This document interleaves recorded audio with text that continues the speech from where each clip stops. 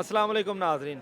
ਸਫਰਨੋਸ਼ ਦੇ ਪਲੇਟਫਾਰਮ ਤੋਂ ਤੀਸਰੀ ਇੰਟਰਨੈਸ਼ਨਲ ਪੰਜਾਬੀ ਕਾਨਫਰੰਸ ਦੇ ਵਿੱਚ ਅਸੀਂ ਅੱਜ ਦਾ ਦੂਸਰਾ ਦਿਹਾੜ ਮਨਾ ਰਹੇ ਹਾਂ।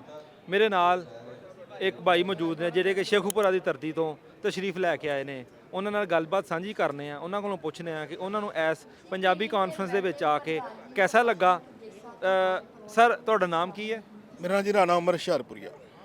ਰਾਣਾ ਉਮਰ ਹੁਸ਼ਿਆਰਪੁਰੀਆ ਸਾਹਿਬ, ਤੁਸੀਂ ਕਾਨਫਰੰਸ ਦੇ ਵਿੱਚ ਆਏ ਹੋ, ਕੀ ਮਹਿਸੂਸ ਕਰ ਰਹੇ ਹੋ? ਕਿੰਜ ਸੱਦਾ ਮਿਲਿਆ, ਕਿਵੇਂ ਤੁਸੀਂ ਆਏ ਔਰ ਕੀ ਤੁਹਾਡਾ ਫੀਡਬੈਕ ਹੈ ਕਿ ਅੱਜ ਦਾ ਮਾਹੌਲ ਹੋਣਾ ਚਾਹੀਦਾ ਕਿ ਨਹੀਂ ਹੋਣਾ ਚਾਹੀਦਾ? ਜੀ ਸਭ ਤੋਂ ਪਹਿਲਾਂ ਤਾਂ ਮੈਂ ਜਿਹੜੇ ਇਸ ਕਾਨਫਰੰਸ ਦੇ ਜਿਹੜੇ ਆਗੂ ਨੇ ਅਹਿਮਦ ਭੱਟੂ ਸਾਹਿਬ ਅਤੇ ਉਹਨਾਂ ਦੀ ਟੀਮ ਤੇ ਨਾਸਰ ਢਿੱਲੋਂ ਹੋਰਾਂ ਨੂੰ ਢੇਰਾਂ ਵਧਾਈਆਂ ਦੇਣਾ ਚਾਹੁੰਦਾ ਵਾਂ ਕਿ ਉਹਨਾਂ ਦਾ ਇੱਕ ਬਹੁਤ ਵਧੀਆ ਉਪਰਾਲਾ ਹੈ। ਜਿੱਦਾਂ ਕਿ ਤੁਹਾਨੂੰ ਪਤਾ ਕਿ ਸਾਡੇ ਲਹਿੰਦੇ ਪੰਜਾਬ 'ਚ ਸਾਡੀ ਮਾਂ ਬੋਲੀ ਪੰਜਾਬੀ ਨੱਪੀ ਜਾ ਰਹੀ ਆ, ਮਿਟਦੀ ਜਾ ਰਹੀ ਹੈ ਜਾਂ ਕੁਝ ਵੀ ਕਹਿ ਲਓ, ਕਿਉਂਕਿ ਪੰਜਾਬ 'ਚ ਸਰਕਾਰੀ ਪੱਧਰ ਦੇ ਵਿੱਚ ਪੰਜਾਬੀ ਨਾਫਜ਼ ਨਹੀਂ ਹੈ।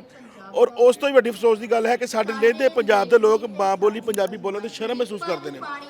ਸੋ ਇਹ ਬੜਾ ਵਧੀਆ ਉਪਰਾਲਾ ਹੈ ਤੇ ਇਦਾਂ ਦੀ ਕਾਨਫਰੰਸ ਹੋਣੀਆਂ ਚਾਹੀਦੀਆਂ ਤਾਂ ਜੇ ਸਾਡੀ ਯੂਥ ਨੂੰ ਖਾਸ ਤੌਰ ਤੇ ਸਾਡੀ ਲੇਡੀਜ਼ ਖਵਾਤੀਨ ਨੂੰ ਮੋਟੀਵੇਟ ਕੀਤਾ ਜਾਏ ਔਰ ਨਾਲ ਹੀ ਸਰਕਾਰ ਨੂੰ ਇਸ ਚੀਜ਼ ਤੇ ਜ਼ੋਰ ਦਿੱਤਾ ਜਾਏ ਕਿ ਪੰਜਾਬ ਦੇ ਸਕੂਲਾਂ ਕਾਲਜਾਂ ਪੰਜਾਬੀ ਨਾਫਜ਼ ਕੀਤੀ ਜਾਏ। ਇੱਕ ਆਮ ਸ਼ਹਿਰੀ ਜਿਹੜਾ ਕਿ ਇਸ ਕਾਨਫਰੰਸ ਨੂੰ ਅਟੈਂਡ ਕਰਨ ਆ ਰਿਹਾ ਹੈ, ਇੱਕ ਤੇ ਉਹ ਜਿਹੜੇ ਲੋਕ ਨੇ ਮੇਜ਼ਬਾਨ ਨੇ ਉਹਨਾਂ ਦਾ ਸ਼ੁਕਰੀਆ ਅਦਾ ਕਰ ਰਿਹਾ, ਦੂਸਰੇ ਨੰਬਰ ਤੇ ਹਕੂਮਤ ਵਕਤ ਦੇ ਅੱਗੇ ਬੇਨਤੀ ਕਰਦਾ ਪਿਆ ਹੈ ਕਿ ਨਿਸਾਬ ਦੇ ਵਿੱਚ ਖੁਦਾਰਾ ਸਾਡੀ ਪੰਜਾਬੀ ਜ਼ੁਬਾਨ ਨੂੰ ਸ਼ਾਮਲ ਕਰੋ। ਮਾਵਾਂ ਅੱਗੇ ਗੁਜ਼ਾਰਿਸ਼ ਕਰ ਰਿਹਾ ਕਿ ਆਪਣੇ ਬੱਚਿਆਂ ਨੂੰ ਪੰਜਾਬੀ ਬੋਲਣ ਤੇ ਕਦੀ ਡਿਸਕਰੇਜ ਨਾ ਕਰੋ, ਉਹਨਾਂ ਦਾ ਦਿਲ ਵਧਾਓ, ਉਹਨਾਂ ਦਾ ਦਿਲ ਰੱਖੋ ਕਿ ਉਹ ਪੰਜਾਬੀ ਬੋਲਣ ਤੋਂ ਝਿਜਕ ਮਹਿਸੂਸ ਨਾ ਕਰਨ।